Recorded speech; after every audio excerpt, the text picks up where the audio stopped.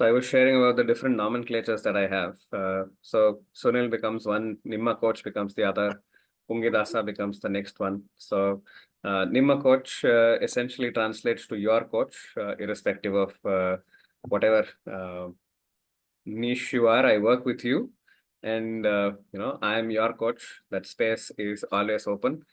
Anytime anybody wants to come in and say, Sunil, I want you to be my coach, be it on relationship, leaders, wellness, emotions, saying no. I want to feel better about myself, self-awareness, whatever journeys that you want to take on. And even if it's mentoring, if you want me to be a mentor coach, that place is always open. So I am your coach, irrespective of whatever is the topic that you want to bring into. So and then Nimma Coach is done. Then, Pungi is my pen name. I've been into writing for a long time. So I integrate creativity into writing, specifically in terms of storytelling, story writing, inner storytelling, and a few other spaces. I do conduct workshops for coaches around the same similar topics that we brought here. So coaching needs creativity, observations, personal branding, and also around enabling triads and different mentoring structures to also go through.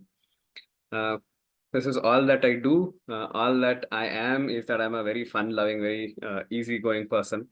And I think somebody asked me yesterday, what's your relationship with your mom? So one of the simplest answers I gave is that with my mom, I'm like a baby elephant running around with a matriarch elephant. I always see myself as that same bubbly energy that there is with a young elephant roaming all around Africa or India, any place.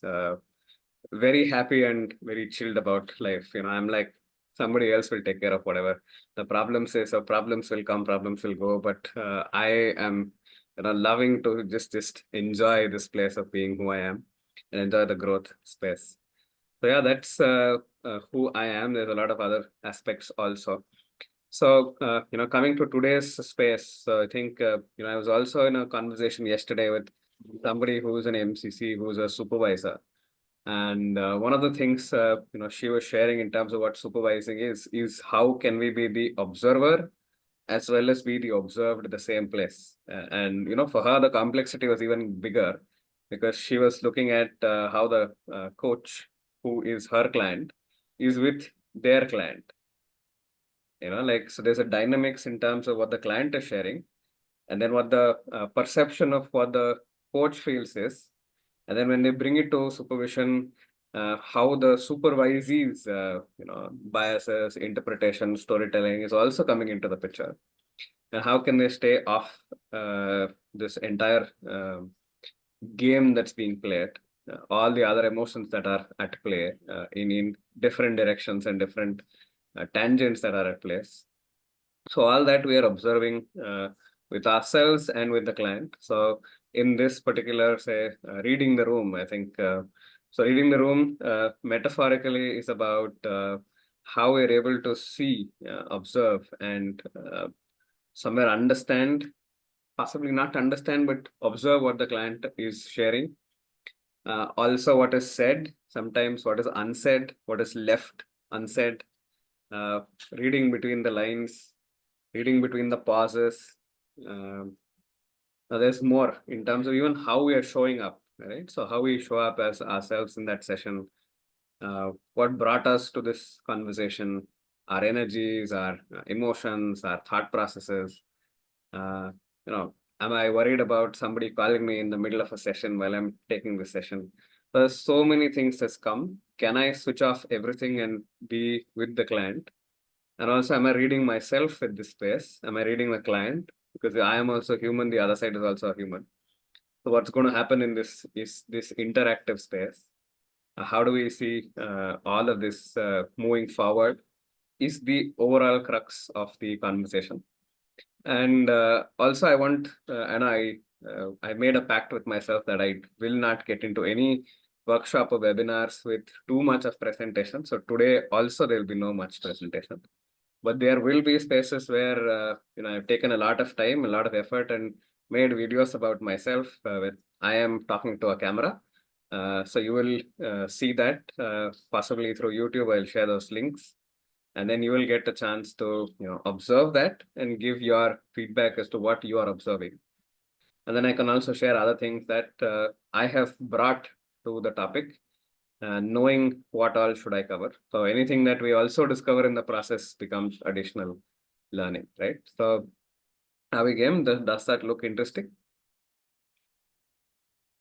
What's said, what's not said, anything else that we'd like to read from that space? So I will just start sharing my screen. And then I think I'll also check if all of you are also able to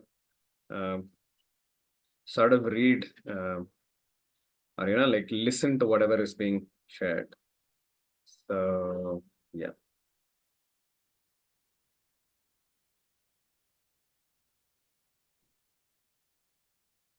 Just let me know, are you seeing a blank screen right now or are you seeing YouTube?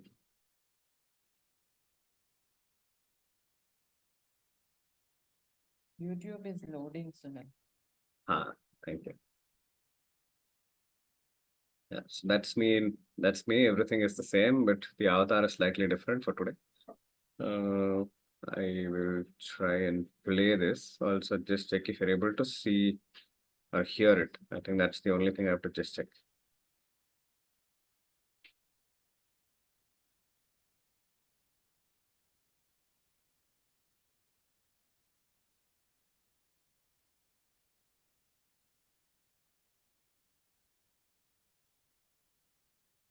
Yeah.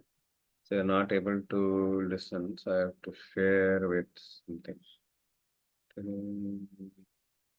Share something. I think what the problem is. I think for me, first thing in the morning, if somebody cancels a call, I think that really. So I will switch my mic off.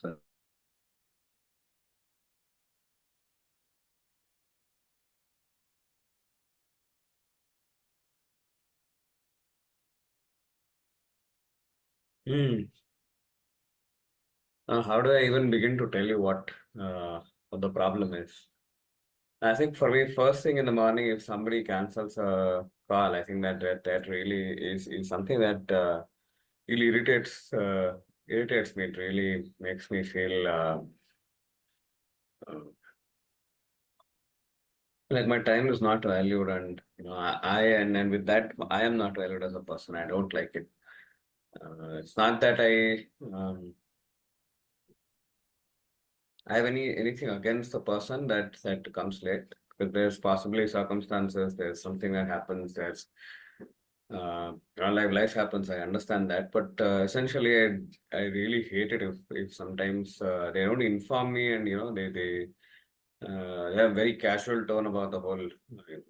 I'm sorry I didn't make it to the meeting, and that really pisses me off. And it's like suddenly dormant volcano has become like explosion, and especially when it happens the beginning of the day, which I'm very excited about.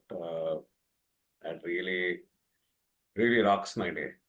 It just just doesn't make me feel good about the day, and I think it affects the rest of the day as much.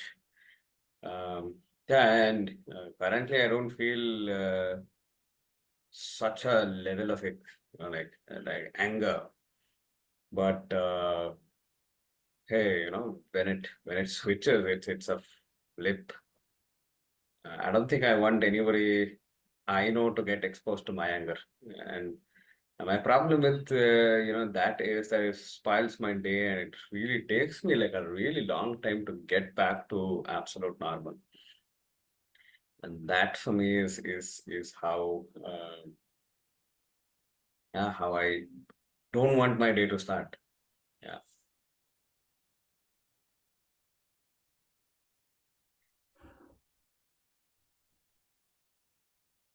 So all of you were able to see that, listen to that. Any first thoughts, any observations that you've seen about the client?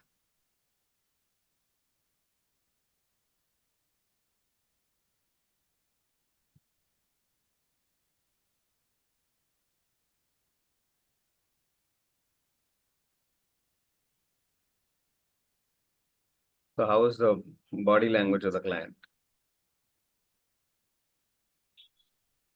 Brenda, I think you're on mute. Do you want us to share verbally or in the chat? Verbally and chat, anything works. Yeah, I think I didn't check the chat. Thank you. Yeah, I can share. So I mean, it took him 2 minutes to say the same thing over and over again, but low energy. This glasses on, glasses off, looks up to the left to think. A lot of words like I hate it, I don't feel valued, I'm pissed off. And how it has impact on the whole day. So, generally the day starts off well. I'm excited about the day, but this has high impact on the whole rest of the day if people are late for meetings. So what would have been the next, say, question that you would have asked the client? Yeah, I probably would have first acknowledged, like, I can see the impact it's having on you and the way that you're expressing it. What is it about that bothers you? And well, actually, now that I say that, I feel like I heard a lot about what bothers them already about that.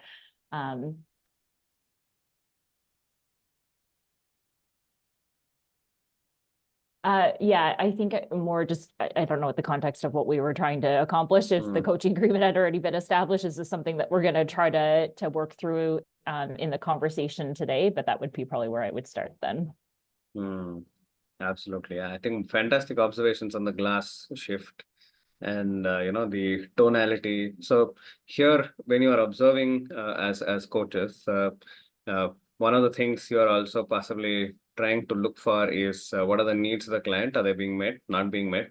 So here, somebody being on time is a need of the client, and that's not being met, and that's trigger the emotion. So if you're only exploring the emotion that's prima facie there, possibly the need gets not serviced, or it's not being acknowledged by the client, by the coach, or even understood by the coach.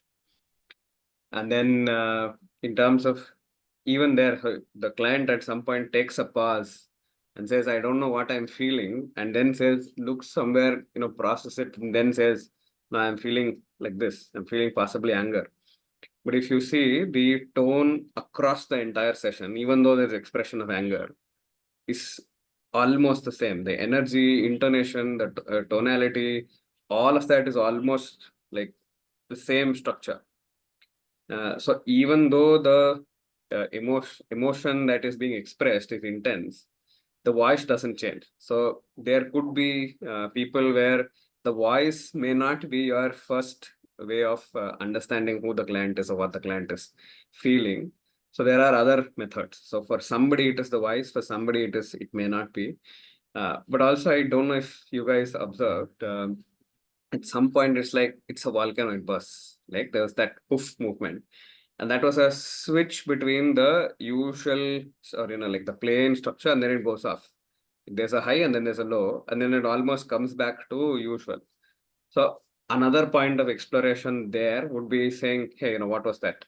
Like it was because it's a change, that there's a trajectory shift between what the client was sharing and then what the client shifts to later.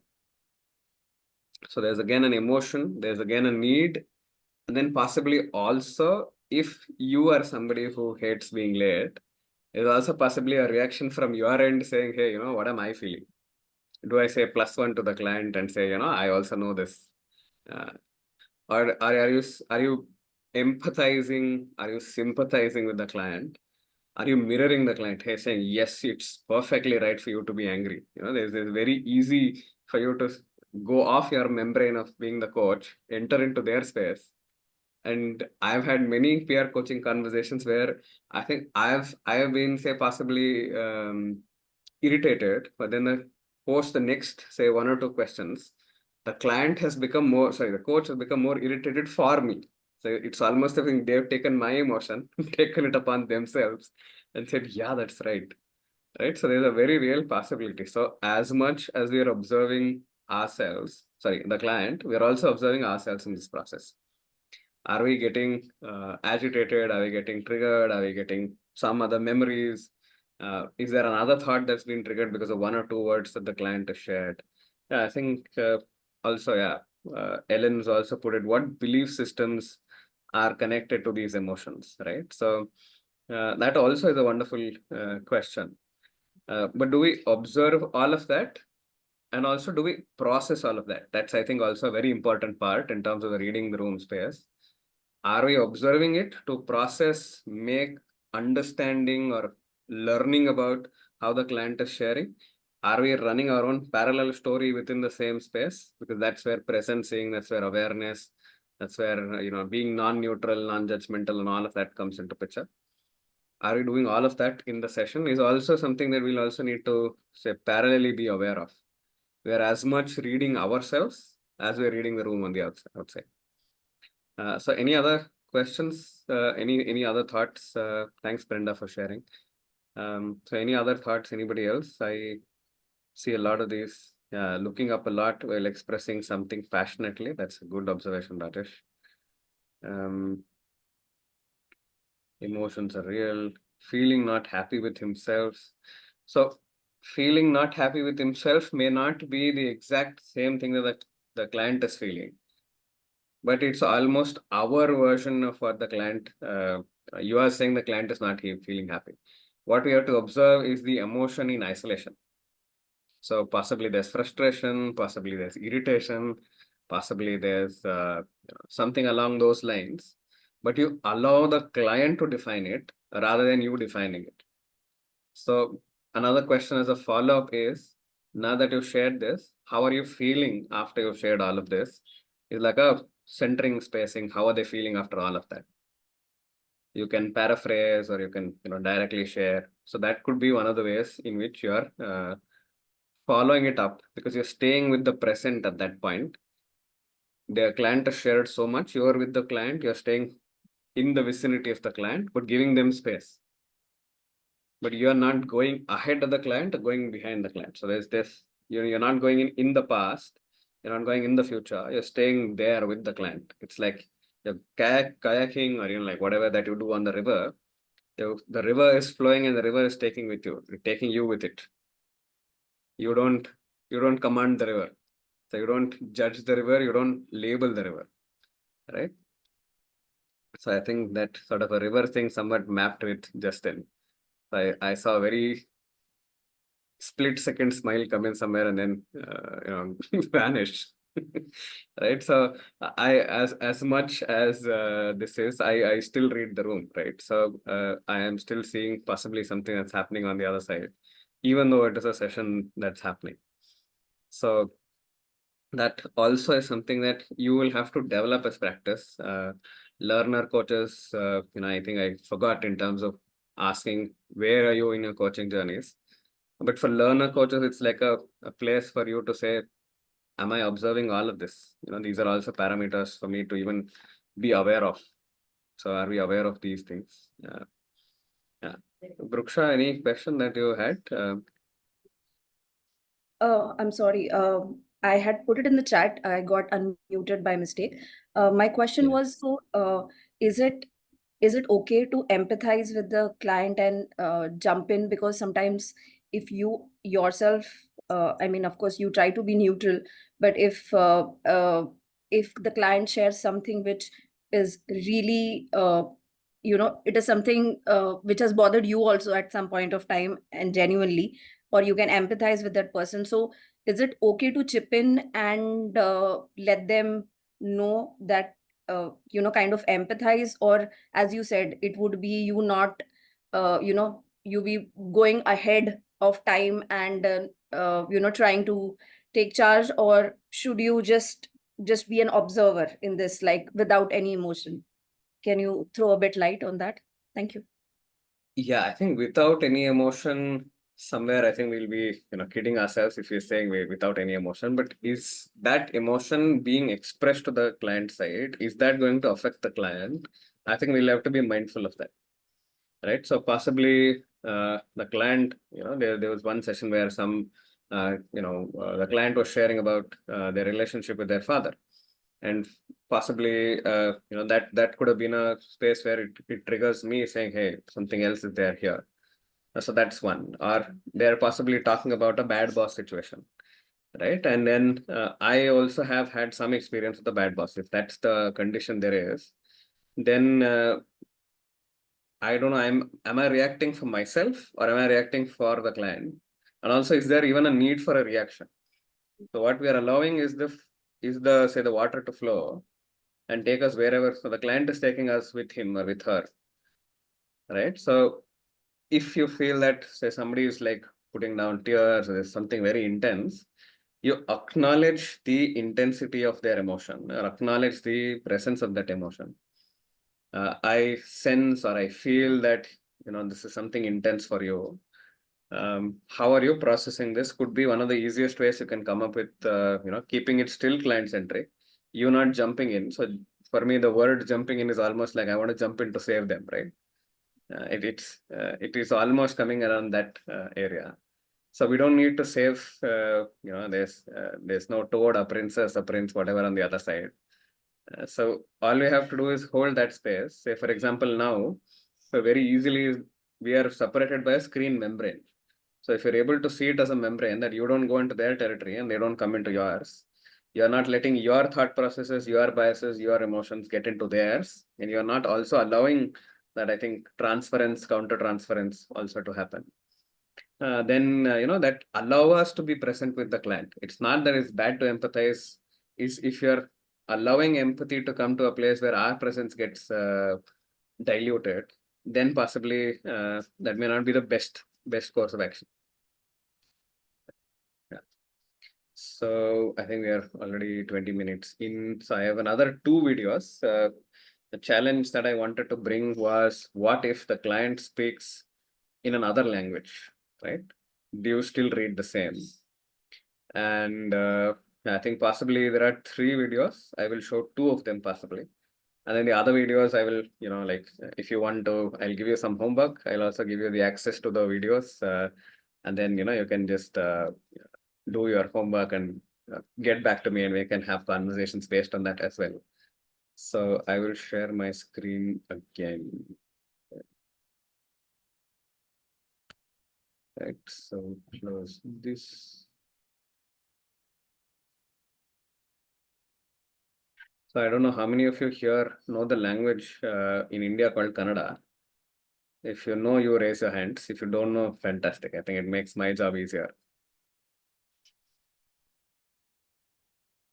So I'm assuming none of you know because I don't see any hands raised.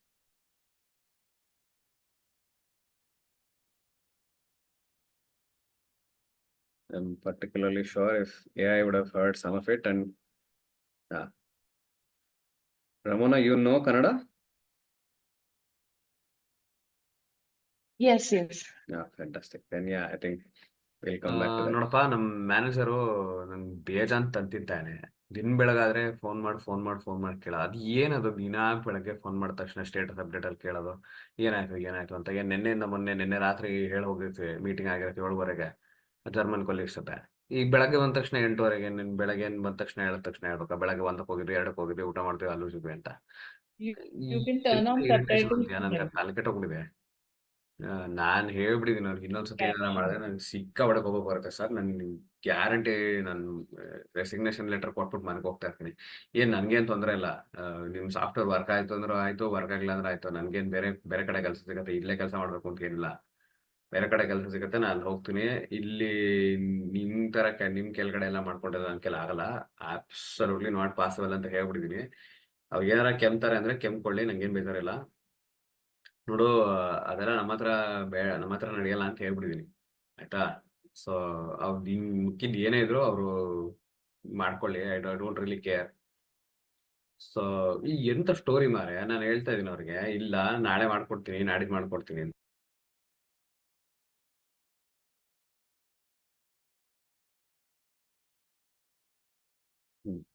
So possibly I will just check with Ramona, other than Ramona. So anybody else, what was the thing that you saw? What did you observe?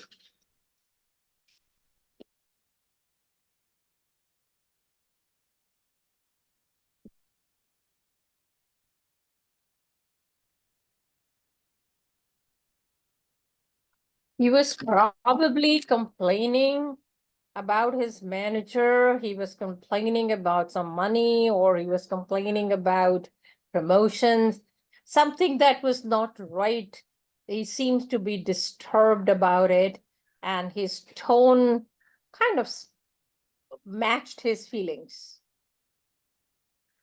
That's Okay. what, yeah. And he wasn't looking at the camera, at the person. He was kind of looking down, and so he was kind of looked more fed up, and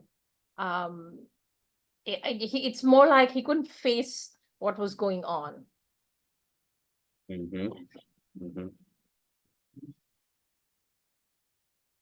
Thanks, Nita. Thanks for sharing. I'll possibly check in with somebody else also additionally. Yes. Yeah. Yeah.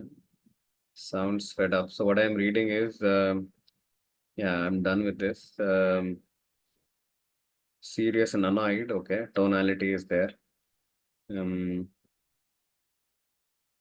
Words you caught up. Sounds fed up. This happens again and again. Something serious is not okay. He's done, wants to resign, not in alignment, fed up. So here you didn't understand the language, right? You didn't understand the language. But then what was the underbelly? What was the underbelly of the thing that was being expressed? Yeah. And yeah, fantastic observation from Shailaja. Voice pattern was faster than usual and wanted to express things fast. And also, if you also observe, there was a gradual intensity shift in terms of speed of sharing. Body language was still the same, like body was still. The voice also was, up ramping to a certain extent. And it was, someone needs a quote, speed and tone. And also in terms of at what places and what words were there's some stress on, right? So there's again a lot of the things that the client is sharing. Are we concentrating on the story aspect of it? Are we concentrating on the feeling part of it? I think somebody, I don't know exactly, I forgot their name. So they refer to as two things that you're observing. Are you observing the facts or observing the feelings? So I'm pissed off, or that particular person there is pissed off with somebody who's his boss. He says, it happened in terms of say a stand-up meeting. There's possibly some other colleagues involved, right? So you're able to make that story. So now that you didn't know the story, were you trying to concentrate on the words, or were you trying to concentrate on something under the words? So as a coach, do we concentrate on the words alongside with concentrating on the underbelly of that? Again, needs, emotions, beliefs, etc., etc. And since possibly many of you didn't know the language, was there any discomfort for you in terms of listening to this?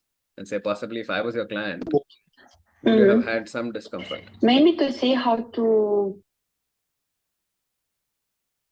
I muted somebody. Can you unmute yourself and then jump on board, please?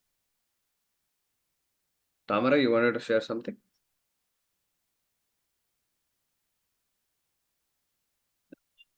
So, yeah.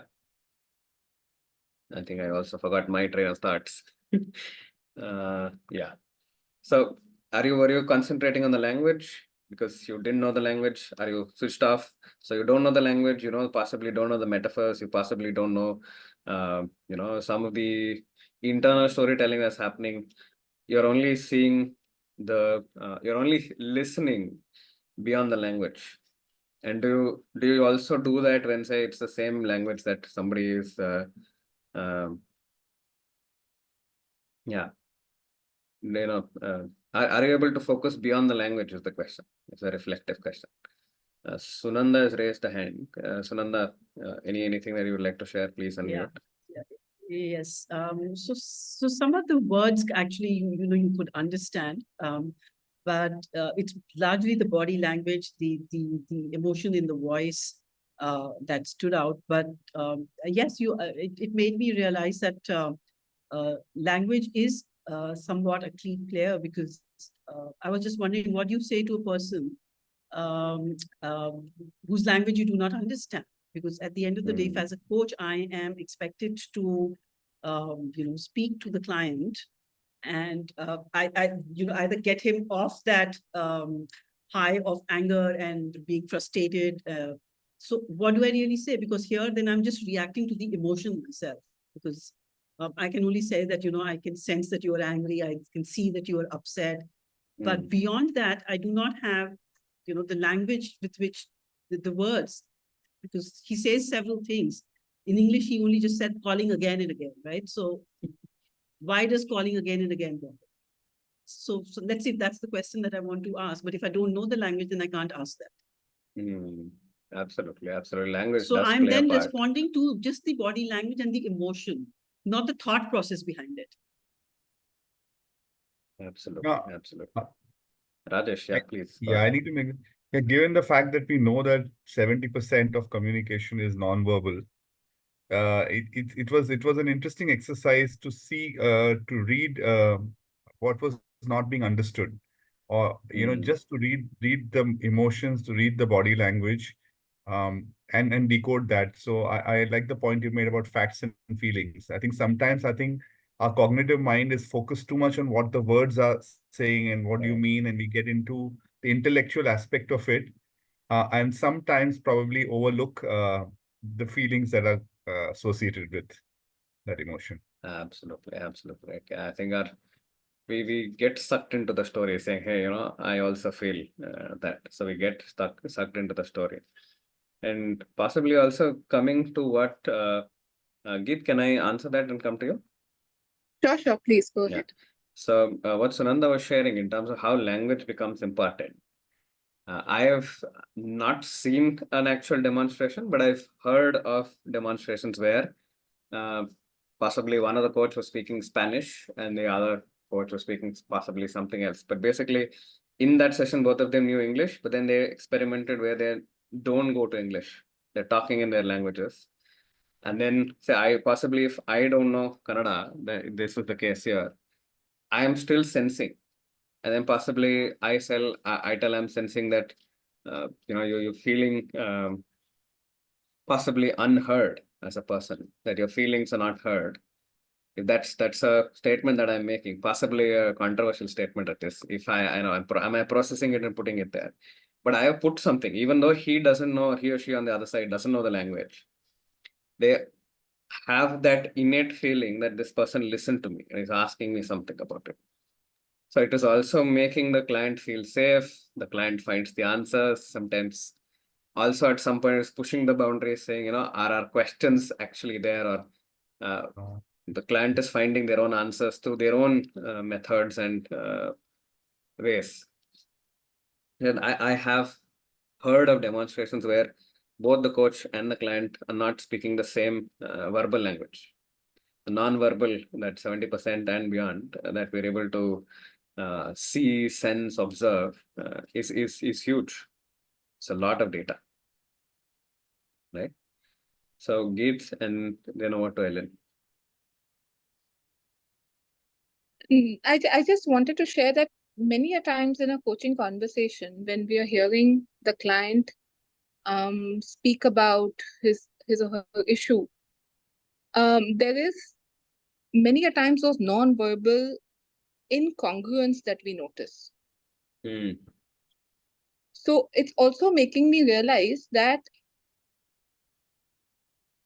looking at both in a balanced manner is equally important. So while controlling my tendency, or a coach's tendency to get tangled in the story is important, at the same time, without those words, if I'm only interpreting the body language, I can never be sure what's happening. So that's just what came up as you were talking about this, that both are important. It's just that one needs to go in a balanced manner rather than get entrapped in one part of the story. Absolutely, absolutely. And possibly also, before I share space with Ellen, is that, are we listening to understand, or are we listening for the client to feel understood or heard? Is there a need from our end to understand what the client is sharing? Again, is that a cognitive need? Again, questions or reflection. Thoughts around reflection. It can, yeah. And I somewhere also saw Sunanda's response saying he spoke without a pause. So the tonality, intensity, frequency, the spacing between words also matters. Yeah. Ellen, what do you have to share? Yeah, in observing both of the videos, I think I realized, and it helped me process this, that I processed the first one because I could hear you with the words. Are we processing it? Are we processing words through our head brain?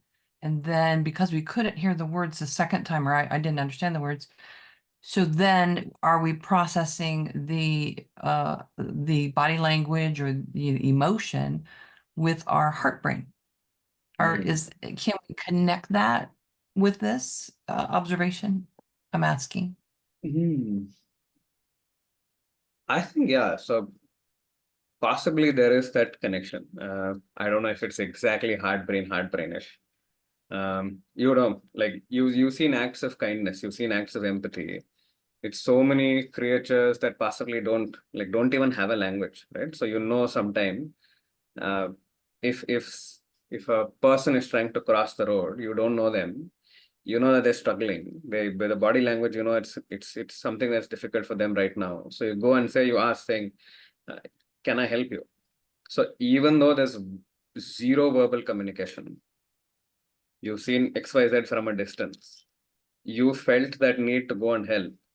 And that means there's some level of communication between the heart or an empathetic communication has already happened. We see that with dogs, possibly, with cats, with other pets. We see it with people who don't have a similar language. I love observing things, especially in India, because our diversity in language is so crazy. There are people on the train. So possibly people in the same, say, compartment may not have a similar language, but then possibly this is, did you have food? This is possibly I know, do you want to sleep? So our way of even, say, non-verbal communication is a way that we are able to connect. And why even that? Like possibly even a smile with somebody absolutely random on a street, you may not even remember them. That also has a sense of connection. So there is more than the cognitive. There's more than the head. There's more than the head, right? So that, I think, yeah. and I think as a coach, I listen to the words, especially on a phone call, but then sometimes on video call, like a Zoom, you can also see, the emotion. But what if I didn't have a sound, like I couldn't understand them?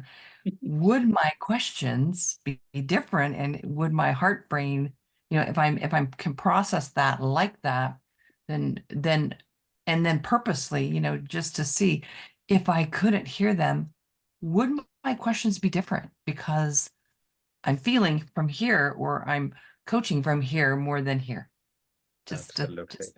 Yeah, Thank thank you for that, because it's the perfect segue for what is next, right? So this is exactly what I had thought of. So what if you're only seeing video and there's no audio? So there's something for that as well. Yeah.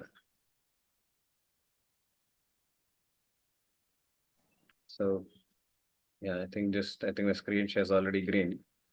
So yeah. Right. So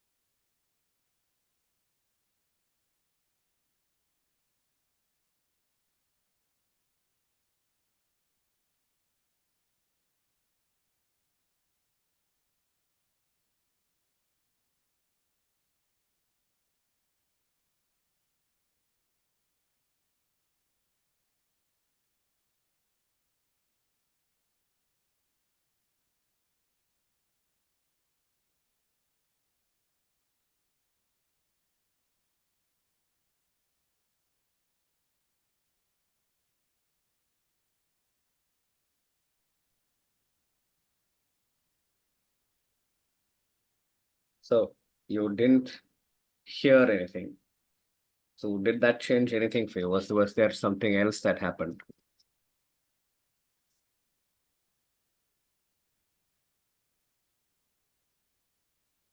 Hmm. Yeah, thanks, Carla, for sharing. Hmm. So Bruksha, you raised your hand. So go on, please.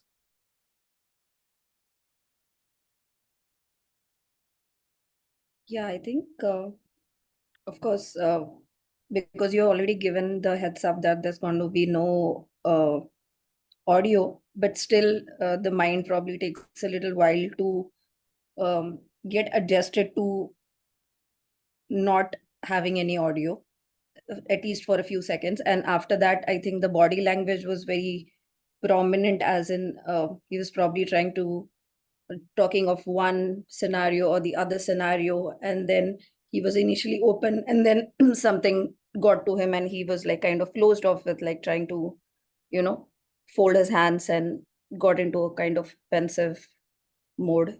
So yeah, that's the observation. Thank you. So additional to observations, what I also sensed was possibly some level of interpretation. I don't know if it is a post video processing observation that you want to share with me, or was that a processing that was happening parallel to listening? If it's a post processing, you're letting me know, hey, this is what I observed, then possibly, yeah, that's completely cool. But was this parallel processing happening while you are observing?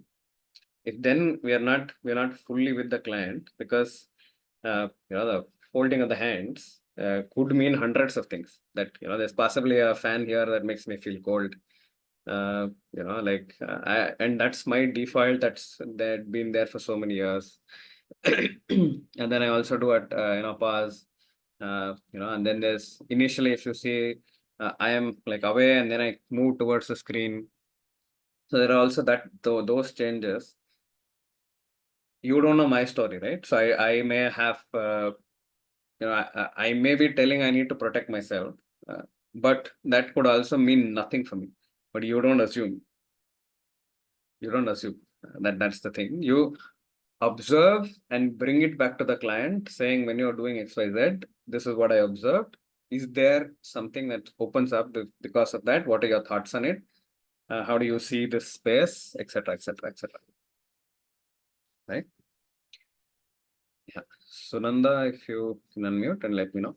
Yeah, my question is that what if the person on the other side is not somebody who is, whose body language is more contained, who's not that expressive with gestures and stuff? Then how do you kind of go about sensing what's happening there? Because there are no indicators in terms of the body language. So, for instance, in this case, he was, he raised his hand one leg, and that's why the speculation that maybe there were two options that he was kind of talking about. It seemed like he was processing, it seemed like he was simultaneously reflecting and coming up with his own, answers or interpretation of it. But if, in the absence of that, gesticulations, those gestures, how do you then kind of sense what's happening?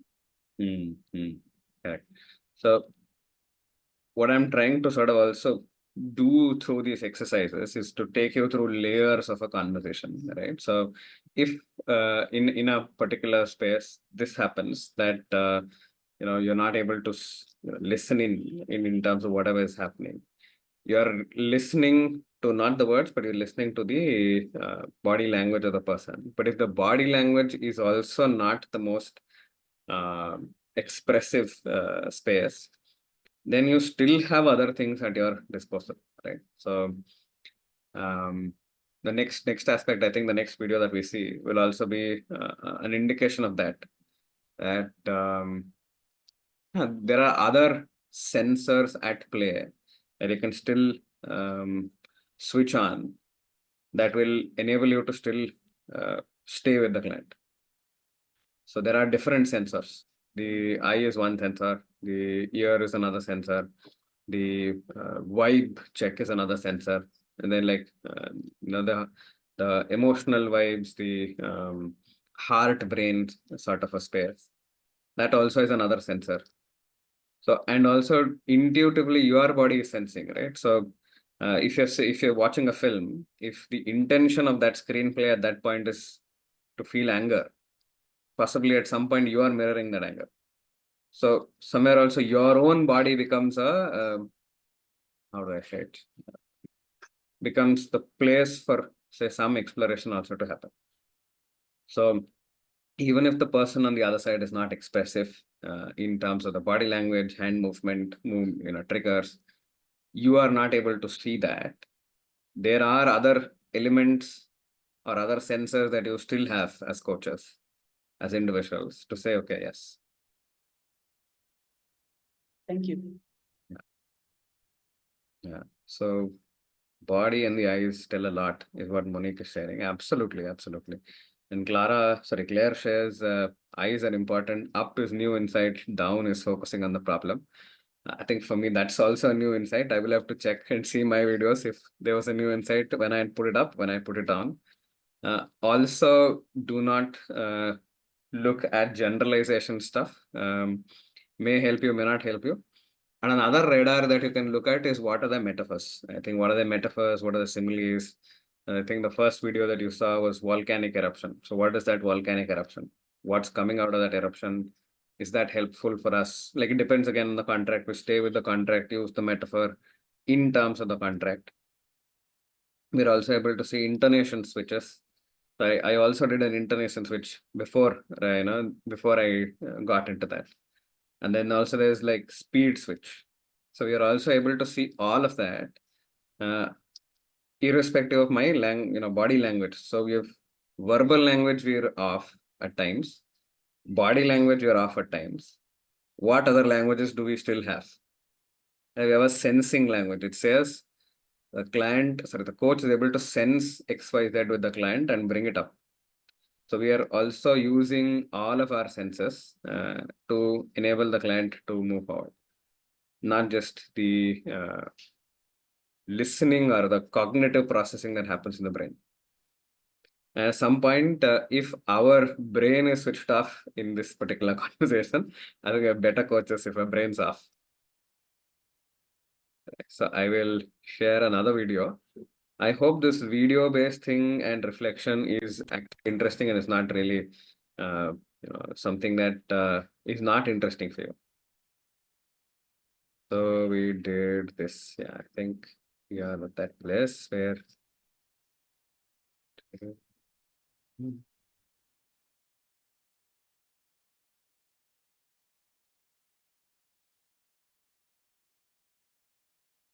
usually what happens is I have a tendency of getting into arguments with my mom. So starts off slowly in terms of, we're talking about something, and there's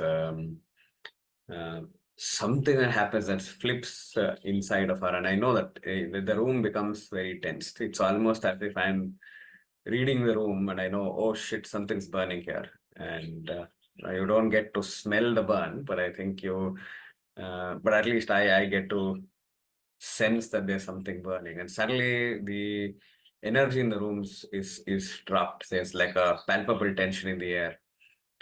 I don't want to get into situations like that. Been a very, very happy-go-lucky kid. I hate conflicts. I bring up certain things.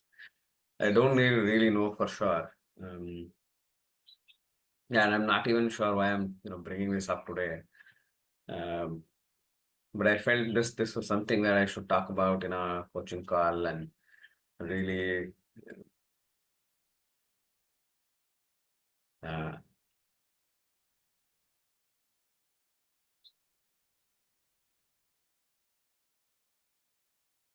and I think something that she shared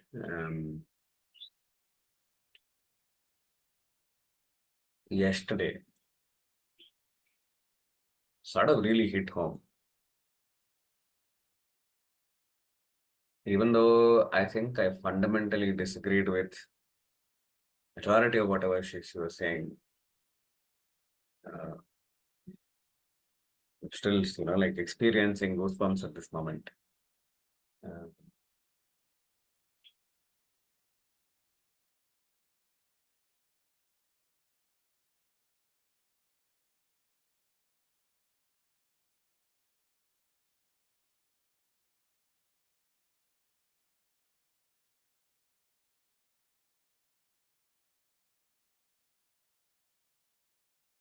Yeah, it's intense.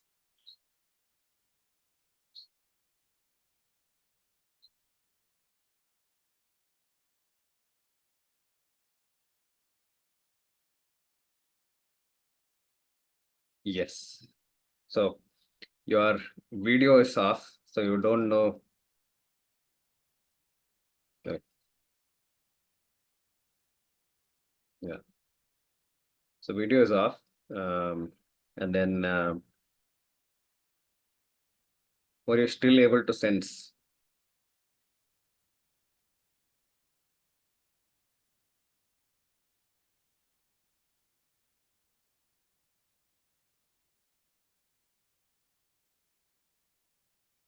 Yeah, to some extent. So what were you able to sense, or what were you observe? What were you able to observe from the conversation?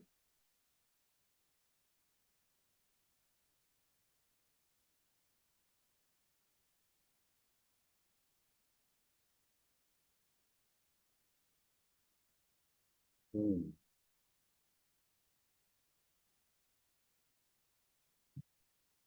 Hmm. Lots of emotions. Pauses were significant. Yeah. He's sinking into a story, difficulty expressing it, correct? Tonality changed. Long pause, correct? Yeah, and long pause are very interesting. So if I've had like some places where the audio is the only, like, I know we've had phone calls and the client says, I'm not comfortable switching on video. So you have to agree to, not agree, but you'll have to go with whatever the client says is best, right? So you don't have, say, any visual data. The verbal data is also again subject to interpretation. So you'll have to rely on your, you have to rely on more.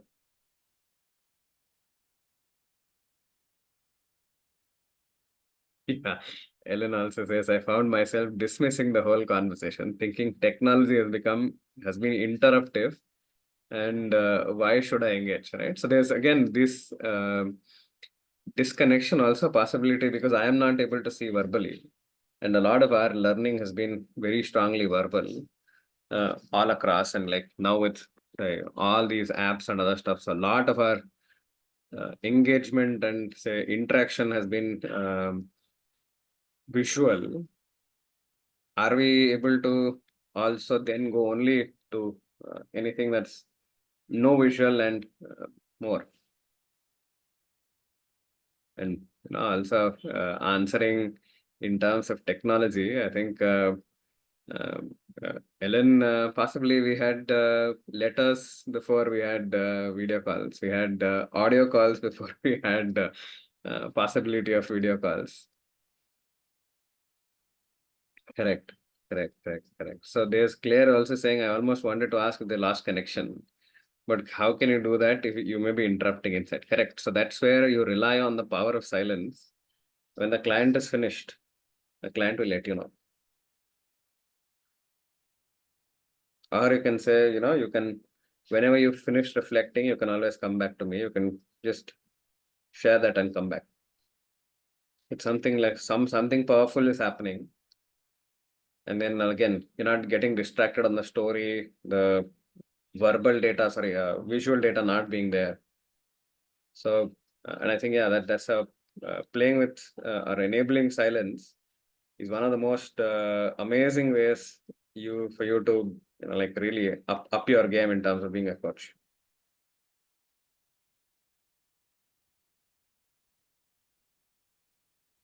Sense of safety, sense of trust are all non-verbal spaces, and non-verbal, and also like something that's felt, right? So it's not something that you may be able to express directly in words, but it's something that's felt. So you can also feel the emotions on the other side. And that is where you're tapping into the feeling aspect. And any other questions, any other thoughts before, I put you on another, let's say, last video, and then we close.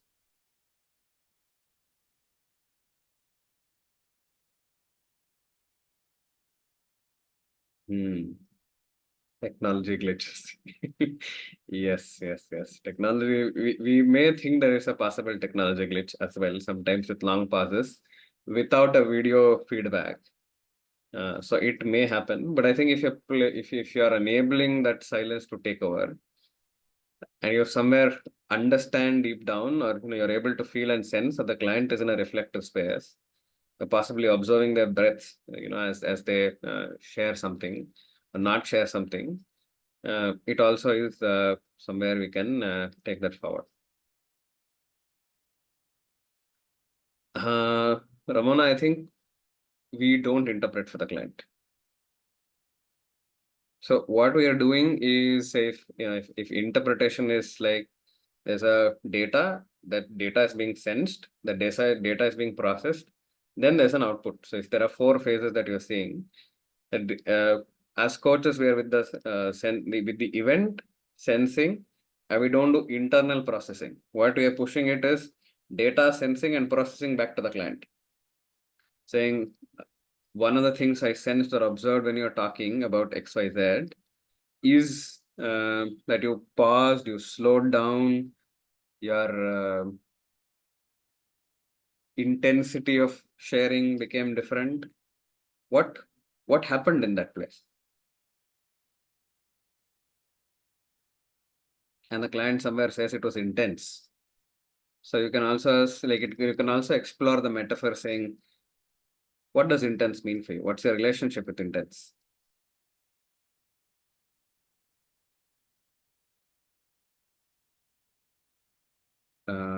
So Jacqueline's question is, in real life, when a client offers less words and more of expression and body language, what do you do as a coach? So possibly if this is my expression,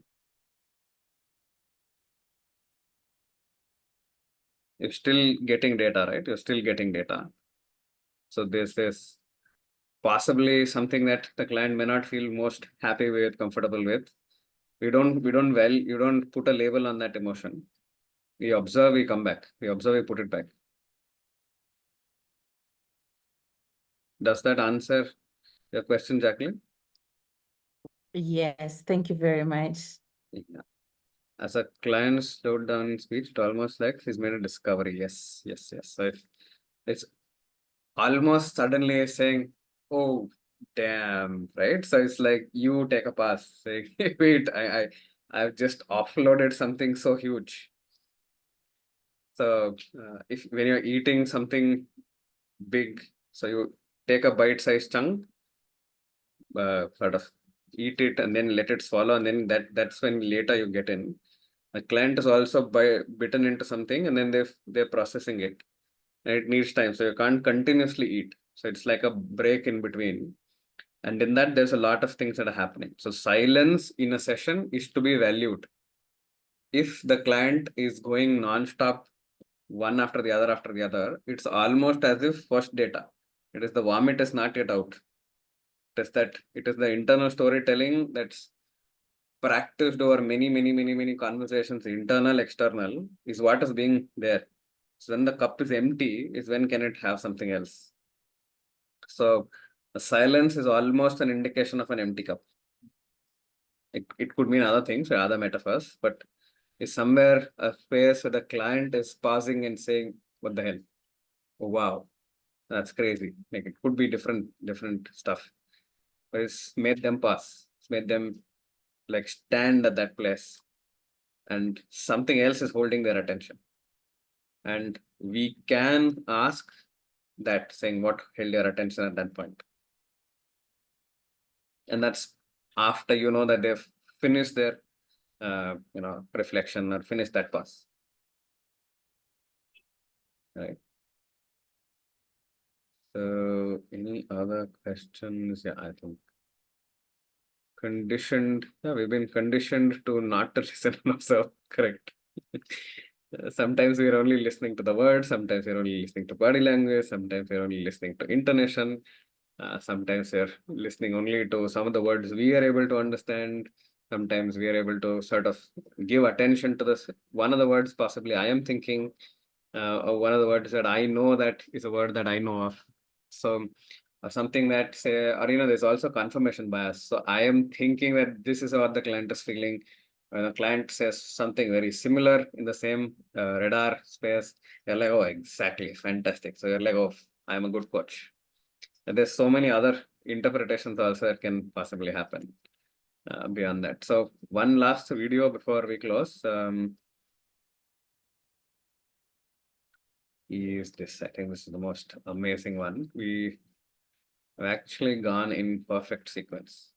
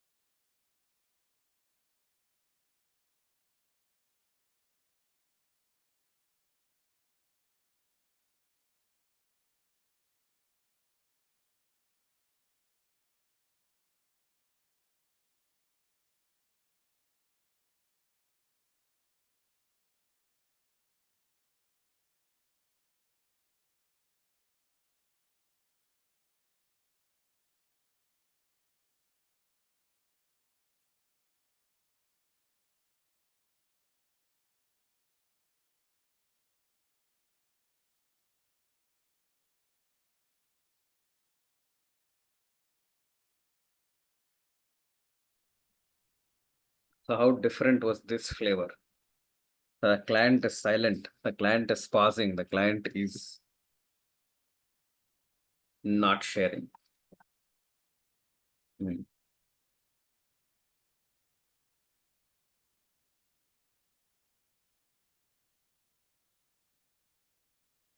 Hmm.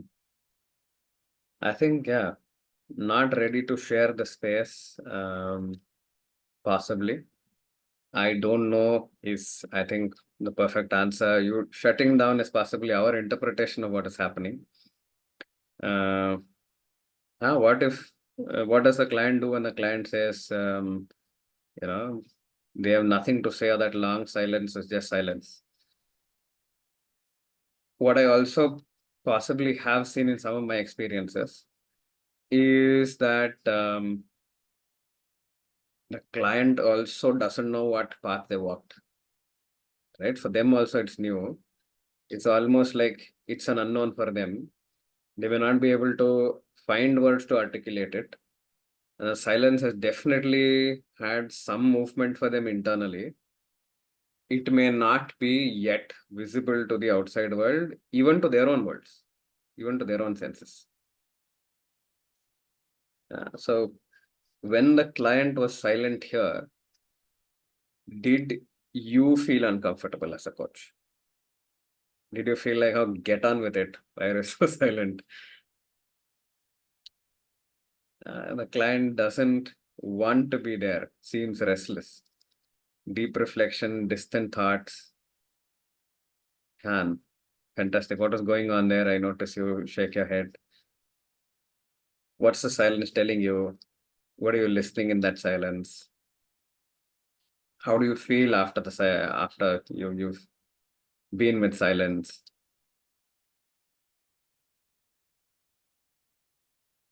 What else is coming to you when you think of whatever is processed? Right. So there's so many questions even with silence that you can ask. Again, depending on the contract, depending on what's led to that context of silence. And again, possibly let's hold out in terms of saying client was restless, the client was switched off, client was possibly deeply reflective, yes. But again, you see, are we labeling when the client is like that, or are we labeling for observational and reflectional purpose? It's again a distinction of. But if there was a labeling in the session when the client was not sharing anything, then yes. So even when there is visual but no verbal, even when the verbal technology and visual technology is still available, there's still scope for something to be shared, right? So I am trying to deepen the layers of observations, right? I think I end the whole aspect of sharing videos. I just want to use the other last 14 plus minutes to hear what you have to say and what have you processed in this session. What has been some of your learnings, and overall see all of these are layers, and sometimes to be reflected individually and sometimes also to be reflected collectively, like how you see on a canvas. Like you see paintings on a canvas, there's colors, there's lines, there's spaces. Apart from watching videos. So another very interesting question. So how do you hone your skill apart from watching videos? Is to watch yourself, watch the client, stay present. I don't think of, like directly applying all of this. Be mindful of these expressions, like post a coaching session, possibly write for yourself, what all did you notice at the end of the session, or during the session, what all you notice, you write it at the end. If you have taken permission, sometimes you know that your presence is not, say, being compromised with taking down notes, note it down for yourself. So sometimes I note it down. A lot of times I note it down. And I've asked permission initially with the client saying I take notes. So I love to take notes as a coach. I personally feel my presence is never missed, even when I'm taking down notes. So all of these come into the picture in terms of, now you've had somebody tell you, hey, this is all of this, something has come into your awareness. It is about practice. So possibly, I think one of the things even I loved doing is traveling in buses, traveling in trains, traveling where there's mass transport, right? Going to parks, going to different areas of life, temples, malls, and sometimes just sit at some place and observe people. So you're able to observe so many things. Like it's an entire moving canvas out there. Like I'm crazy afraid of dogs. So I've built an observational radar saying, is this dog really, like the way it is looking at me, is it going to bark? Is it going to attack? Is it going to mind its own business? Is it a friendly dog? I am able to just have a general reference point. The dog is not speaking to me. There's no verbal communication. Sorry, there's no language-based communication. Again, no verbal. There's still a lot of communication that's happened in that space. Intuitive communication at some point. Yeah.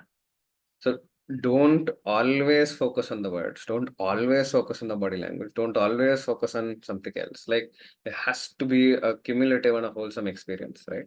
And also in terms of buses, you're able to see how people are talking, what is their intonation. Sometimes, people in the metro, they are talking very loudly. It's almost the entire metro is listening. But yet the metro, then nobody responds. So it's almost you're listening, but you're not responding. So again, you're not listening to understand. You're not listening to get entertained. It's just data coming in, you're just putting it out.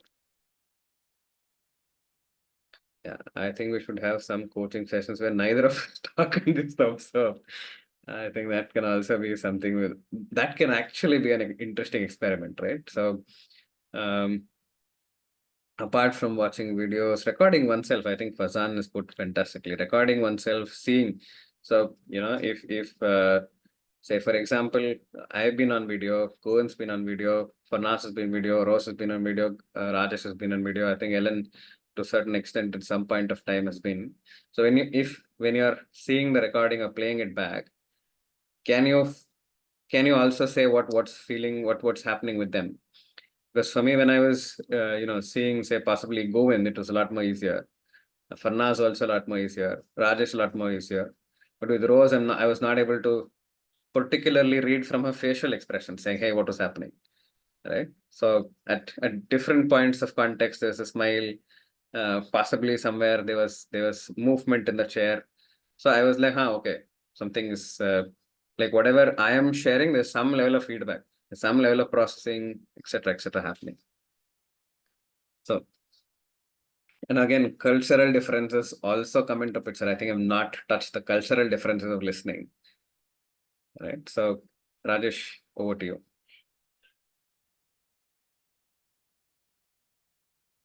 Thanks, thanks, Sunil. I think you delivered a very strong point about there's so many ways to just observe and listen. And I think the default one for us is to listen to the words, and of course, I think there's so many coaches here, I'm sure, doing work of body language, somatic coaching. But yes, I mean, I talk for myself more that the general tendency is to focus on the words because you're responding to the questions and all. I want to just share quickly something that I went through where I was being coached by a senior coach. And I did not realize what was happening while I was talking throughout. I was doing this, you know, and I had no idea. I was just I was expressing myself, and she kept saying that, "Did you realize what you're doing throughout the coaching?" And I said, "Oh, I didn't know that." And then she spent the next 10-15 minutes trying to get me to understand why I was doing and what was going through my mind. And interestingly, that revealed a lot in the coaching, about my clenching and unclenching my. So I think that came to my mind when you were sharing all these videos. So yeah, valuable. Absolutely. Absolutely. I think also, I think here the coach had the advantage of being possibly somebody who knows you or observed you across patterns, across sessions. So you can also even increase your observational radar with one single client. And over a period of say 1, 2, 3, 4, 5, you're also observing other things that you're also adding to your own layers. Now, how are they, like even before the sessions actually officially started? Like how are they when they come into the conversation? What's their body language? How's it at the end of the session? In the middle of a session, you can just like at one point just come back, like take that dip in the water and come back. So you don't have to stay alive, stay that like that. That's something that you learned today. Like all your sessions, you don't have to rush into that. But at any point of time, somewhere be mindful that there's more to read than whatever is being said. There's sometimes also some things that left unsaid. It could be needs, it could be emotions, it could be words, it could be metaphors, similes, intonation, frequency, speed, body language, body structures, body movement, intuitive feelings. All of that is your friend as a coach. So any other questions you have, please do let me know. I'd be happy to answer. And all of this is self-thought. Nobody's actually thought me saying all of this has to be done. So all of it is self-thought, and somewhere a lot of observations later we've come here. So if you want to share something and say, what were your takeaways? Would you like to give me compliments? I'm also happy to receive compliments. It could be in the form of a LinkedIn recommendation or a LinkedIn post saying these are things that I learned from this space, or on a chat. I also run mentor coaching cohorts, with people for about 8 weeks. And these are also spaces we get into in terms of your own coaching, works. So what is left unsaid? What are your triggers as a coach? How are you doing well? What's a competency-based stuff? So all that also happens. I run a free community for coaches from all across the world.